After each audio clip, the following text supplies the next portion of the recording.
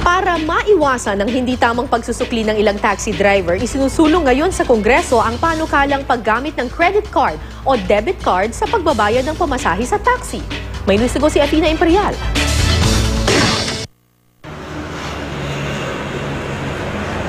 Mataas man ang pamasahe, marami pa ring pasahero ang pinipiling sumakay sa taxi. Yun nga lang, sindami rin ng taxi ang reklamo ng mga pasahero.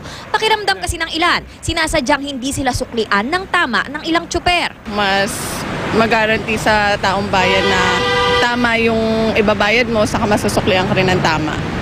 Ang problemang ito ang gustong putulin ng panukalang batas na isinusulong sa Kongreso kaugnay sa paggamit ng credit card o debit card sa pagbabayad ng pamasahe sa taxi. Isa sa mga probisyon ng panukala, pagbawalang mamasada ang mga taxi kung sira ang kanilang credit card equipment.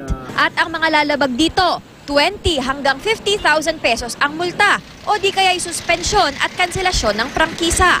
Ganito rin daw ang parusa sa mga hindi tatanggap ng credit card bilang pasahe. Ang tanong, pabor kaya ang mga taxi driver dito sa Metro Manila sa ganitong sistema? Okay lang naman kung yan talaga ipatupad na batas. Walang problema sa amin.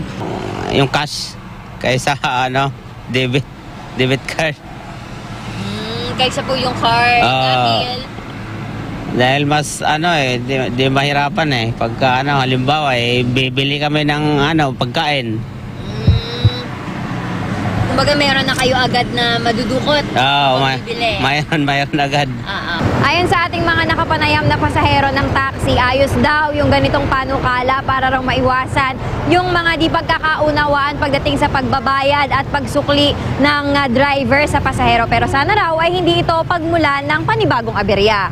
Kung magagaranti nila yung mga tao na may hawak ng mga cards magiging safe, na hindi duplicate yung mga account numbers, mas okay yun kasi usually walang mga panukli at saka mas okay yun para sa mga exact fares. Kung magkakaroon ng dagdag bayad, hindi na lang. Pero kung walang dagdag bayad, okay lang. Athena Imperial, GMA News.